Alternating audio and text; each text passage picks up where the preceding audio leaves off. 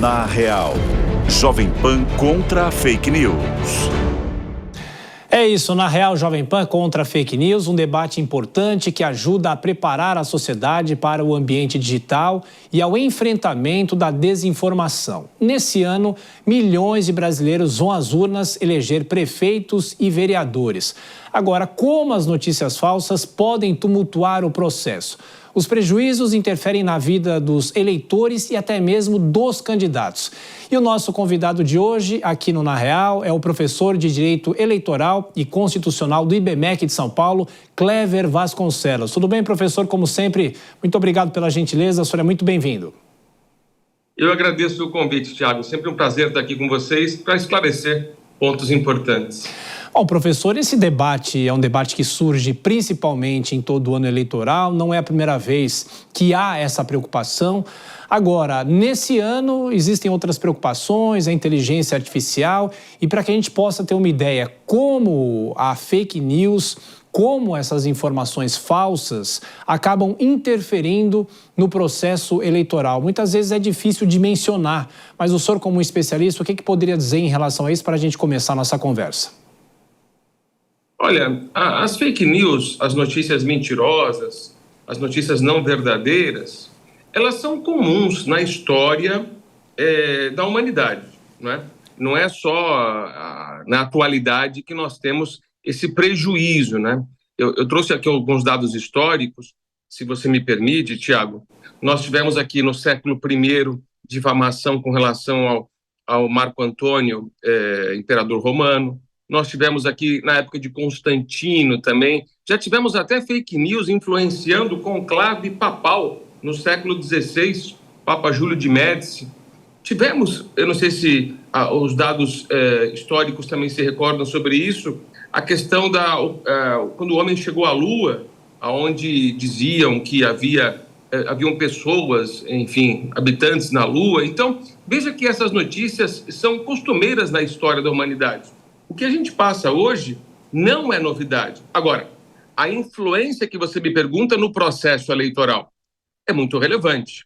É muito relevante, especialmente porque nós temos um crime definido no artigo 323 do Código Eleitoral. Sim, há um crime combatendo as fake news, cuja redação é a seguinte, se me permitem: divulgar na propaganda eleitoral ou durante o período de campanha fatos que sabem inverídicos em relação a partidos ou candidatos e que são capazes de exercer influência perante o eleitorado. Ou seja, isso realmente atinge a comunidade na época das eleições. Agora, até que ponto isso influencia o eleitor? Até que ponto isso atrapalha o eleitor?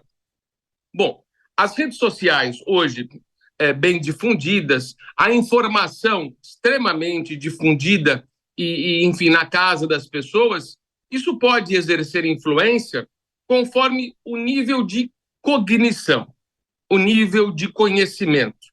Eu quero que fique bem claro que não é nível econômico, porque as fake news atingem aquele que tem muitos recursos econômicos, como atinge aquele que tem poucos recursos econômicos. O que difere a questão é o nível de conhecimento da pessoa e o posicionamento predisposto dela. Ou seja, a pessoa vai replicar aquela notícia mentirosa conforme o seu desejo.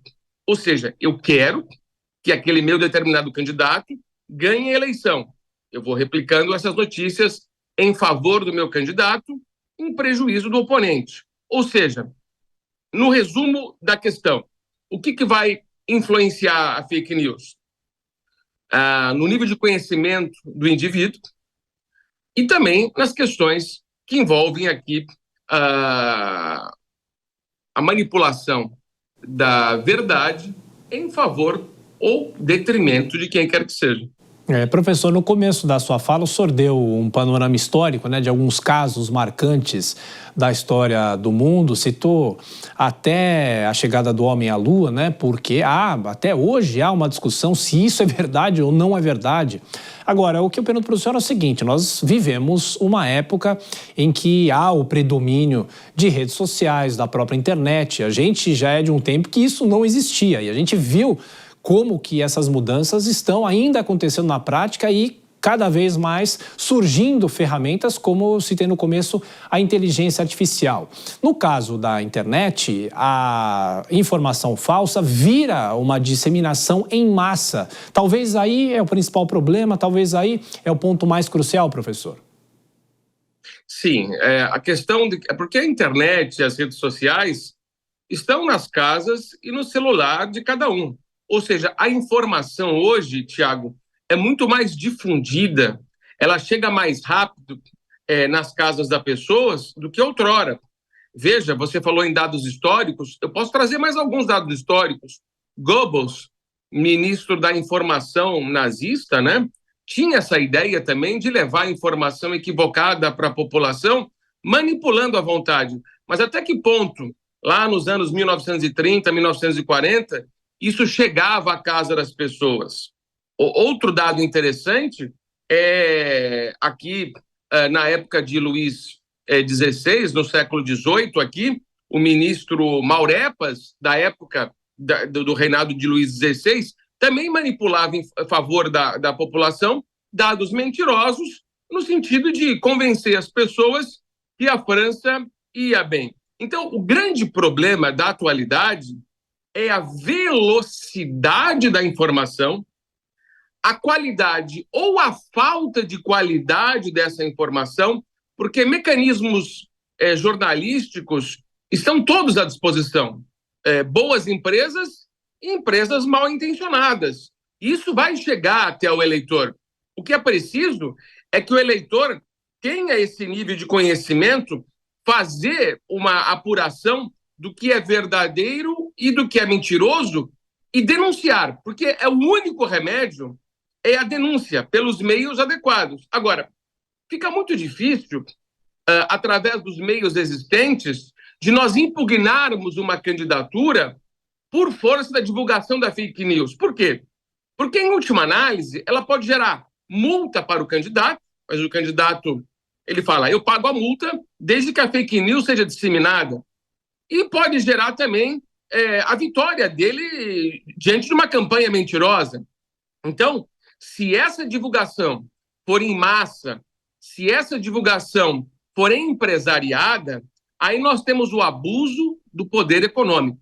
E esse abuso do poder econômico, aí sim, ele foge da esfera única da inserção da multa. Ele pode gerar a impugnação da candidatura daquele indivíduo que usa a notícia mentirosa em massa, de maneira empresariada, em favor dele ou contra ele, ou contra o seu adversário, que é a denominada contrapropaganda.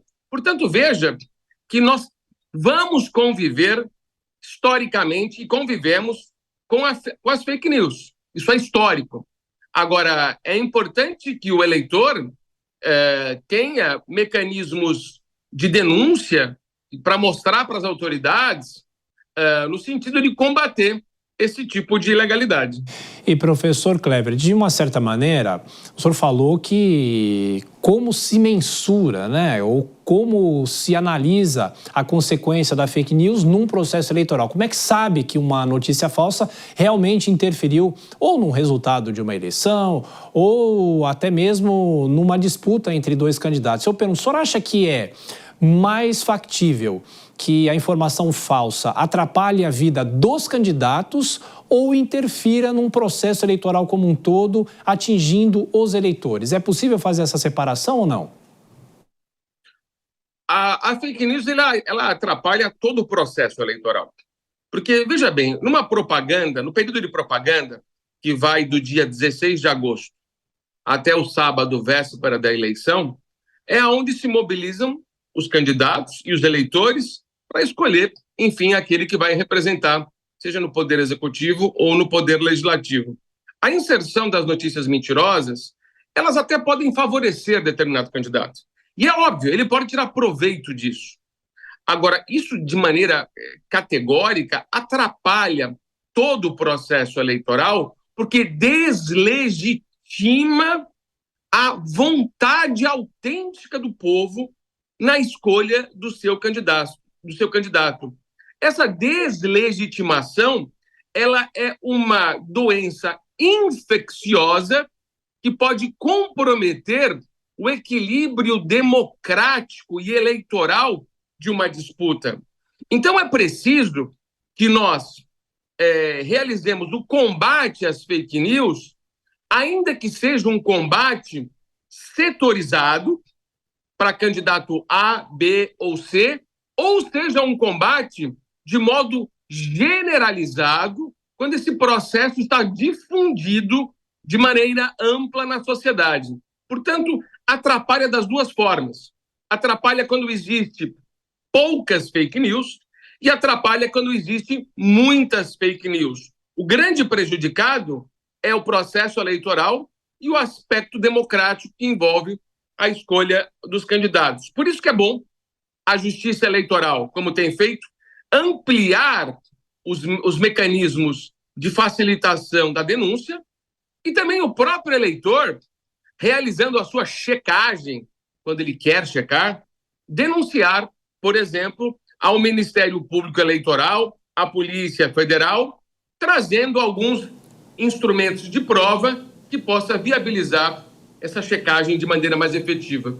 É isso, professor Cleber. Eu queria ampliar essa questão, porque todo ano os tribunais regionais eleitorais e o próprio TSE são órgãos que adotam medidas para tentar coibir as notícias falsas nesse período eleitoral. O que mais é possível fazer, o senhor já falou, a denúncia que o eleitor pode fazer. Agora, também há uma questão de se conscientizar o eleitor para que, se ele receber uma informação no celular, uma informação na internet, ele simplesmente não repasse, não passe para frente. Porque muitas vezes a gente tem que lembrar que há essa discussão política, você tem o eleitor que apoia o candidato A, o candidato B, e ele sabe que aquela informação, mesmo sendo falsa, pode prejudicar um candidato adversário, né? De que forma é possível fazer essa orientação e essa conscientização eleitoral, vamos dizer assim? É justamente o que vocês da Jovem Pan estão fazendo aqui, difundindo através de programas e esclarecendo o eleitor como ele deve se comportar por ocasião do recebimento de uma notícia falsa. Ou seja, a colaboração de vocês da imprensa é muito importante. Então, os mecanismos que estão aí presentes na Justiça Eleitoral, o sistema Pardal que existe na Justiça Eleitoral, os canais de veiculação do Ministério Público Eleitoral, os canais de veiculação da Polícia Federal estão abertos. Nós, do Ministério Público, recebemos inúmeras denúncias por ocasião do processo eleitoral. E também fazemos essa checagem. Muitas denúncias, muitas notícias que chegam às nossas mãos são notícias que, às vezes, nós sabemos que são tendenciosas para favorecer A ou B ou C. A autoridade pública, ela tem que estar ciente de que ela não pode servir de instrumento eleitoral. Ela não pode servir de instrumento para, enfim, ter uma opção de determinado candidato prejudicando o outro. Não. A Justiça Eleitoral é isenta. Ela precisa ter um método de atuação que não, enfim, favoreça ou beneficie A, B ou C. Por isso que o melhor remédio para o combate às notícias mentirosas, às fake news, é o que vocês estão fazendo, os programas de esclarecimento e a informação dos mecanismos de denúncia para que esses criminosos, porque o artigo 323 do Código Eleitoral tipifica a fake news como crime. Nós tivemos recentemente a questão da manutenção do veto presidencial para a tipificação criminal das fake news, mas fora do ambiente eleitoral. Fora do ambiente eleitoral. Dentro do ambiente eleitoral é crime. Repito, artigo 323 do Código Eleitoral. E as pessoas denunciem isso nos órgãos que eu já mencionei. Polícia Federal, Ministério Público Eleitoral, e também ao Poder Judiciário. Ô professor, aqui na Real, como é uma prestação de serviços, uma orientação para quem nos acompanha, para quem nos ouve, nos assiste, é sempre interessante a gente dar alguns exemplos. O que é o crime no caso da Justiça Eleitoral? O que se caracteriza crime, o que prevê a punição a pessoas que fizerem esses compartilhamentos em massa de notícias irregulares e até os candidatos que usarem notícias falsas para atacar um outro. E já que a gente falou no começo da inteligência artificial, vai saber, agora nós temos formas como modificar um vídeo ou fazer um vídeo com a imagem de um candidato de alguma coisa que ele não falou. Ou seja, é um ambiente complexo, professor. Veja a deepfake. A pessoa monta um boneco, monta um personagem, coloca a voz de outra pessoa. E aí o telespectador, enfim, aquele que está na rede social ou no WhatsApp, recebe esse vídeo e fala, poxa, eu não sabia que esse fulano estava reagindo desse modo. Ou seja, isso é um exemplo claro de contaminação do processo eleitoral por deepfake, né? A notícia profundamente falsa. Mas também tem os chabots. O que são os chabots? São aqueles robôs. Os robôs que falam. Esses são proibidos? Não, esses não são proibidos. Os chabots são permitidos, desde que, na propaganda eleitoral, o candidato ou partido, a federação, esclareça ao eleitor que aquele bonequinho que está falando, o chabot, é um robô. Então, a inteligência artificial, ela não está proibida no processo eleitoral. Ela é permitida. O que se não pode é utilizar da inteligência artificial para veicular fake news. Ou seja, a propaganda ela tem que acompanhar a modernidade, os instrumentos tecnológicos que existem e vão existir de maneira mais evoluída nas próximas eleições. Nós não podemos nos afastar da evolução tecnológica. O que não pode acontecer é a evolução tecnológica servir para difundir inverdades ou notícias falsas. Então, o esclarecimento na propaganda eleitoral é muito importante. Repito, os robôs, chabots, são permitidos, mas a deepfake, a manipulação de imagem e sons para mostrar algo que não existe, né, enganando o eleitor, isso é fake news, isso pode contaminar o processo eleitoral. Estamos conversando aqui no Na Real com o professor Clever Vasconcelos, de Direito Eleitoral e Constitucional do IBMEC aqui de São Paulo. E, professor, recentemente, algumas plataformas, aliás, essa é uma discussão também interminável, né? Qual é o papel dessas plataformas digitais no combate à desinformação? E no caso das eleições, algumas plataformas dizem que vão proibir totalmente propagandas eleitorais porque não tem condições de fazer uma verificação, uma análise se é uma propaganda verdadeira, uma propaganda falsa, se é um ataque verdadeiro, um ataque que é em relação a um ponto falso, vamos dizer assim. Qual que deve ser o real papel dessas empresas gigantescas? Muitas nem têm sede no Brasil, escritório aqui no Brasil, e isso, claro, também é um outro desafio. Veja que interessante, né? As plataformas digitais, vamos pegar as redes sociais, o Instagram, Facebook, o X, são plataformas que não são tecnicamente nacionais. E o dinheiro do fundo eleitoral pode veicular propaganda nas redes sociais que não são brasileiras. No fundo, o dinheiro do fundo eleitoral ele vai alimentar a economia externa, não interna, porque as redes sociais não são brasileiras. Esse é um ponto interessante a se imaginar da migração do dinheiro do fundo eleitoral para o meio externo. Mas, do ponto de vista do profissional da publicidade, da propaganda, dessas empresas que são contratadas a pedidos de candidatos, isso vai dar credibilidade. Você que é jornalista sabe tanto quanto eu que existem bons profissionais e péssimos profissionais. O tempo seleciona quem engana. A verdade, uma hora, chega à notoriedade e os profissionais mentirosos são afastados do mercado de trabalho. Por isso que eu digo, há espaço para mentirosos? Sim, sempre haverá espaços para cometedores de ilegalidade. O que é preciso é comunicar às autoridades e verificar quais são as empresas que estão realizando esse tipo de propaganda ilegal, para que essas empresas sejam mostradas para a comunidade e descredenciadas de credibilidade de contratação. Portanto, é uma batalha diária, é uma batalha semanal, é uma batalha hercúlea para que as pessoas, candidatos e a população em geral realize essa diligência de verificação, de checagem, identifiquem no mercado quem são as empresas que realizam a verdadeira comunicação e quais são as empresas que estão a favor da manipulação da verdade.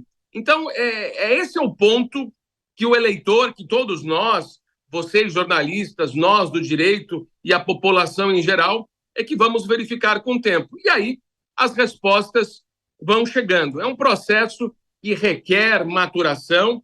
Você veja que o processo eleitoral de fake news é histórico do ponto de vista mundial e nós não vamos fugir da história e nós teremos novas eleições daqui 20, 30 anos, ainda com as denominadas fake news invadindo os nossos lares. E aí vai da informação, do grau de cognição do eleitor e os mecanismos de imprensa, como faz muito bem a Jovem Pan aqui, esclarecendo a comunidade sobre essa doença que é a fake news, uma doença democrática que é a fake news.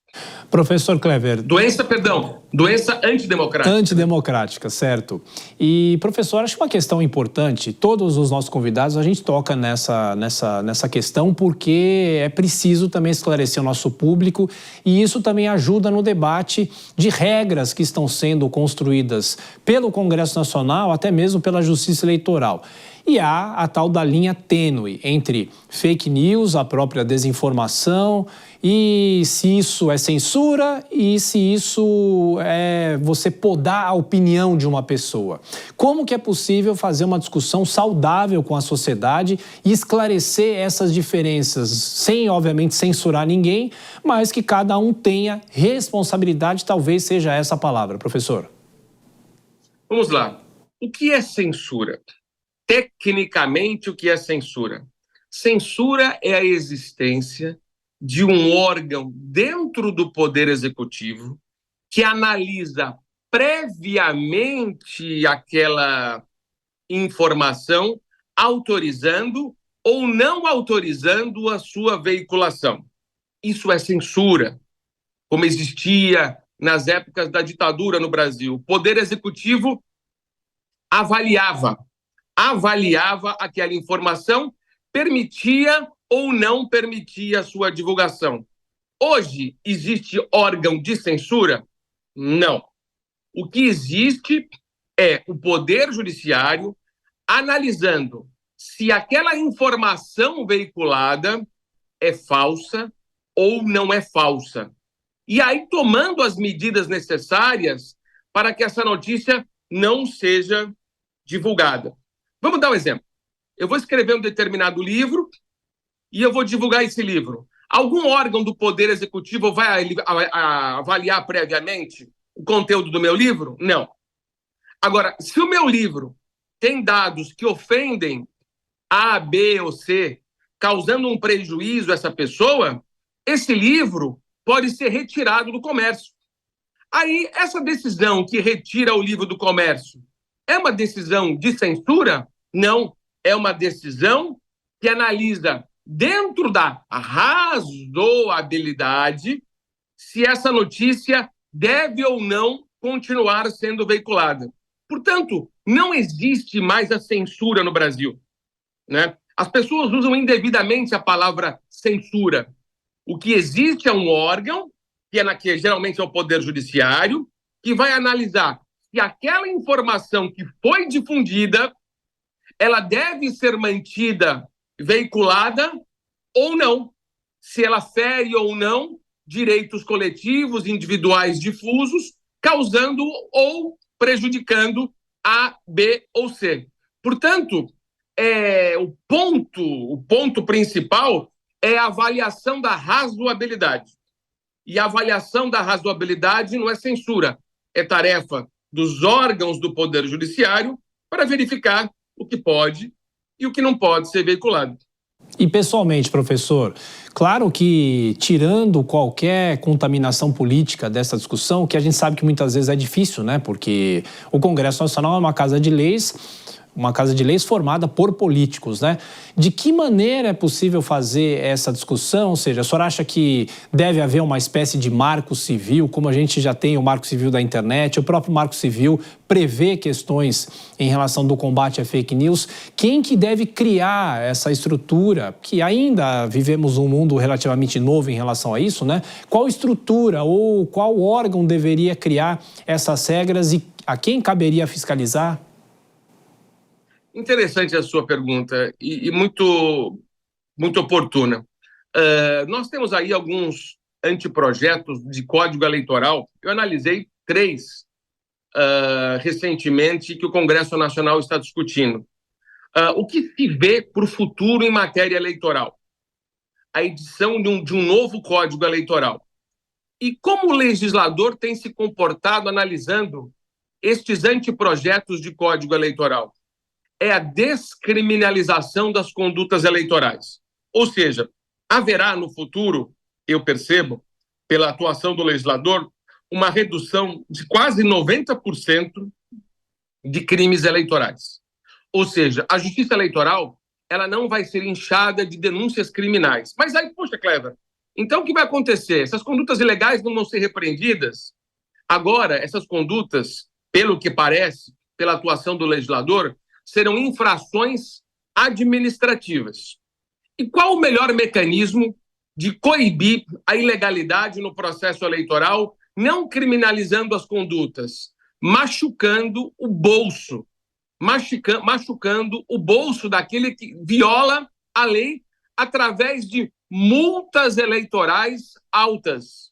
Ou seja, a atuação do Congresso Nacional não precisa criminalizar as condutas, sendo que as penas criminais não são relevantes e não vai dar em nada a consequência desse combate. Então é importante que se identifique legalmente as condutas, penalize, não criminalmente, mas administrativamente essas condutas, mas com sanções pecuniárias altas, responsabilizando candidatos, partidos e federações solidariamente, porque aí o candidato, o partido, a federação vai pensar 10 vezes antes de veicular uma notícia falsa, porque vai ser penalizado economicamente, comprometendo até os recursos financeiros dos partidos e dos candidatos. Ou seja, machucar o bolso é uma ótima solução para coibir esse tipo de atividade ilegal. E professor, nesses 2 minutinhos finais aqui da nossa conversa, o tempo passa muito rápido, né? A conversa sempre esclarecedora. Eu peço para o senhor talvez listar algumas dicas ou regras para as pessoas não caírem nas fake news e o que elas devem fazer. Obviamente não compartilhar e tentar checar a informação e até mesmo acompanhar os canais de informação que são conceituados, os grandes veículos de comunicação, porque hoje o papel do jornalista também é desmentir as notícias que são falsas. Olha, tem uma expressão em inglês chamada delay, atraso. Sabe quando o jornalista pergunta, o entrevistado demora um pouquinho para ouvir a pergunta? Esse tempo que tem entre a pergunta e a resposta, eu acho que esse delay, esse atraso, é que o eleitor deve internalizar. Como assim? Recebi uma notícia no meu celular, pelo WhatsApp. Eu preciso pensar antes. Geralmente o que a pessoa faz? Pega essa mensagem e já manda no grupo. E nem vê a mensagem direito. Ela nem acessa a mensagem. Ela precisa ter um delay, um atraso, e avaliar se isso é verdadeiro ou não. Então, toda pessoa que recebe uma notícia pelo WhatsApp vai passar instantaneamente, sem ler o conteúdo da notícia, porque às vezes a manchete não reflete o conteúdo da notícia. e a pessoa não lê o conteúdo da notícia, só lê aquele chamamento. Então, esse delay, esse atraso, para aquela pessoa que recebe o WhatsApp, é muito importante. A dica que eu dou é a seguinte: recebeu notícia no WhatsApp, ou apaga, porque não deu tempo para conferir, não manda logo em seguida, faz uma avaliação e aí depois verifica se repassa ou não essa mensagem, se isso realmente é algo relevante. Professor, mais uma vez, muito obrigado pela sua atenção, pela sua gentileza. Voltaremos a nos falar. Um grande abraço e até a próxima. Boa semana. Obrigado, Thiago. Nós conversamos aqui no Na Real com Clever Vasconcelos, professor de Direito Eleitoral e Constitucional do IBMEC aqui de São Paulo. A você que nos acompanhou, como sempre, muito obrigado pela sua audiência e voltaremos na semana que vem. Até lá. Na Real, Jovem Pan contra a fake news. Realização Jovem Pan News.